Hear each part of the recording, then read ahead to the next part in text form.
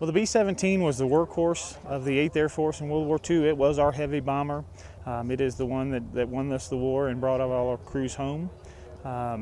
Built almost 13,000 of them for the war effort. Today there's only 10 still flying worldwide and only 4 that you can actually fly in. So it's certainly hands-on history. Our heritage not in mothballs or the pages of a dusty book. We lost a lot of our aircrew in World War II. We're losing 1,500 World War II veterans a day.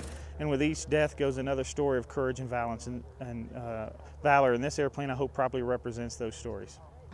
That it was tough to get around in, I remembered that, and especially trying to get out with the parachute and everything, getting through some of those spaces was a challenge.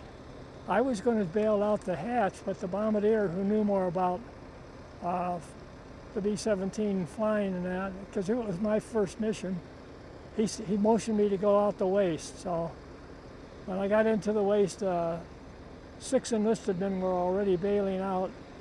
I was the 7th man out, and the bombardier followed. After we bailed out, we were captured. All 8 of us were captured, and I was in prison camp for a little bit over 10 months. I feel like I was one of the lucky ones. First of all, this particular camp was put aside for flying officers who were captured.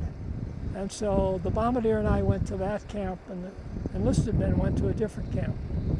I would say that our camp was probably a grade above the other camps in terms of treatment. Although the Germans, for the most part, lived up to the Geneva Convention. I wasn't mistreated, for example.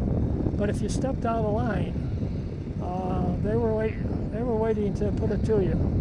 So as long as you behaved according to the Geneva Convention, they honored that. The main thing that I'm impressed with is the fact that somebody is trying to preserve what happened in World War II and some of the flavor of